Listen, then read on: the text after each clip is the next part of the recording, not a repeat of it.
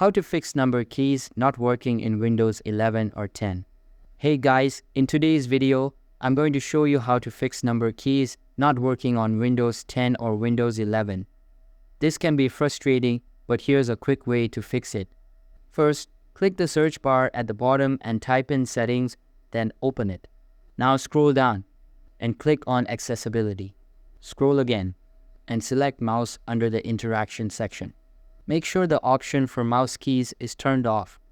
This setting can disable your number keys if it's turned on. Next, go back to the search bar and type in on-screen keyboard, then open it. On the on-screen keyboard, click Options at the bottom right. Now make sure the Turn on Numeric keypad box is checked and then press OK.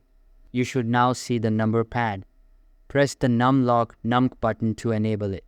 Once that's done, try using your number keys. They should now be working. If this helped, please give the video a like and consider subscribing. That's all for the video.